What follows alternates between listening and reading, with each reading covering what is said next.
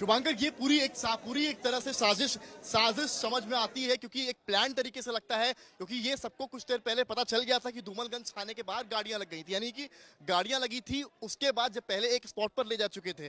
पर गाड़ियां लगने का सेंस यही था, जो हम लोग को भी पुलिस सूत्रों से बताया गया कि अब मेडिकल के लिए जाएंगे। जो कोर्ट ने कहा कि हर 24 घंटे में मेडिकल कराना है, यानी कि बहुत ही अच्छे तरीके से रेकी की गई थी कि गाड़ी कहाँ जाएगी। और ये पॉसिबिलिटी है कि ऐसा नहीं है कि गाड़ी को फॉलो किया गया होगा, बल्कि पॉसिबिलिटी इसकी ज्यादा है कि जिसने भी जो अटैक किया, जिन 3 लोगों ने अटैक किया है, वो पहले से अस्पताल में मौजूद रहे होंगे। हालांकि अंदर घुसने की उस वक्त मनाही किसी को नहीं थी, क्योंकि हम लोग भी यहाँ पर आधे घंटे पहले पहुंच गए थे अस्पताल, क्योंकि हमारे पास इनपुट था कि यहाँ पर अस्पताल में मेडिकल के लिए ला रहे हैं। तो उस वक्त अंदर जाने की किसी को मनाही नहीं थी। अतीक अहमद के जो वकील हैं वो भी यहाँ पर मौजूद थे और उनको भी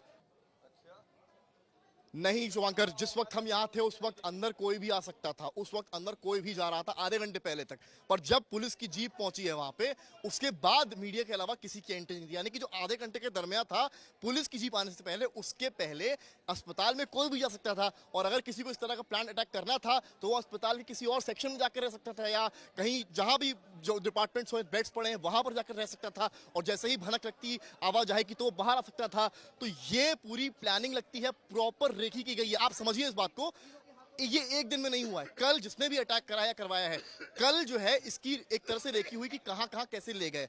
और अंदेशा ये था कि आज भी मेडिकल कराया जाएगा, तो आज भी जब मेडिकल कराया जाएगा तो उसके लिए इसी अस्पताल में आएंगे जहां पर कल उसको जाना था। ऐसे में प्रॉपर रेखी करी गई कि यहां पर ही अटैक करा जाए, क्योंकि यहां पर जब पुलिस अंदर ला रही है तो कितने पुलिसकर्मी हैं, आप अगर विजुअल देखें जो आज तक के पास है, कुल मिलाकर 8 से 9 पुलिसकर्मी हैं।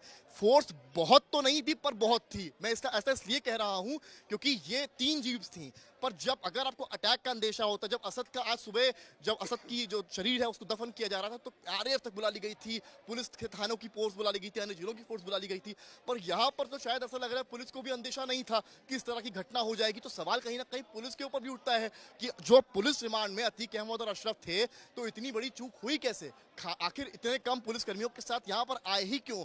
या यहाँ पर पुलिस की प्लानिंग की चुकी, क्योंकि पुलिस रिमांड में है। सोमवार की शाम 5 बजे तक पुलिस रिमांड चलनी है, तो सवाल ही अभी उठने शुरू होंगे। आप समझ लीजिए कितना सेंसिटिव इशू है। अभी अतीक और अशरफ से कई राज यूपी एसटीएफ और उत्तर प्रदेश पुलिस को उगलवाने भी थे, ये भी इसमें एक मोड़ है। इस बीच में पाकिस्तान कनेक्शन भी रिमांड कॉपी में उत्तर प्रदेश पुलिस ने पहले से दे दिया था, जिसको लेकर कई बातें चल रही थी। हालांकि अतीक अहमद उस बारे में चुप्पी साधे हुए था। पर यहां पर सवाल ये उठता है कि गोली जो चली है उस वक्त आज तक भी था, कुछ मीडिया कर्मी भी थे, उनके सामने किसकी किसकी जान पर खतरा था, इसको लेकर भी सवाल उठेंगे।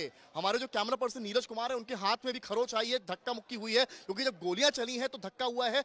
और हम लोग खुद भागे हैं, जो मेरे शूज हैं मेरे वो भी टूट गए भागने पीछे। जब एकदम से गोली चली है तो हम सब पीछे हटे, और उस वक्त घटना हुई, सब चौंक गए। कुछ लोग अन्य डिपार्टमेंट्स में जाकर छुप गए, भाग गए, उनको लगा कि शायद ये गोली की तड़तड़ाहट लगातार चलेगी। और कई सारे हैं शूटर्स जो यहाँ पर मौजूद है, तो कई लोग जान बचाने के लिए वहां तक गए। पर आज तक ग्राउंड पर मौजूद रहा, आपको एक तस्वीर दिखाने के लिए, जहां पर क्योंकि उस वक्त जिन तीनों ने गोली चलाई, पुलिस ने उसी समय, जैसे विजुअल्स में आप देख पा रहे होंगे, उसी समय तीनों को धर दबोचा। और यहाँ जो विजुअल्स में आपको दिखाऊं, कैमरामैन नीरज दिखाएंगे आपको, अब पूरी तरीके से यहाँ पूरी की पुलिस फोर्स आ गई है। और शायद ये पहली या दूसरी दफा हुआ होगा यूपी में कि एक अस्पताल एक पूरे क्राइम सीन में तब्दील हो चुका है, जहां एक कैमरा नजर पड़ा आता है, एक बोतल पड़ी नजर आती है, कुछ बुलेट्स पड़ी नजर आती हैं, 3 पिस्टल्स पड़ी नजर आती हैं। और यहीं पर सनसनीखेज तरीके से अतीक अहमद और अशरफ को मारा जाता है। और उसी वक्त तीनों ने सरेंडर किया है, यानी कि जिन्होंने भी ये कार्य किया है पूरी प्लानिंग से किया है, या ये भी कहा जा सकता है कि उनसे कार्य कराया गया है। कौन इसके पीछे है इसकी जरूर पड़ताल होगी, पर उच्च अधिकारियों ने इतना जरूर आज तक को कंफर्म किया है, मान सिंह नामक सिपाही प्रयागराज पुलिस के हैं, वो इसमें घायल हुए, उनके हाथ में गोली लगी है।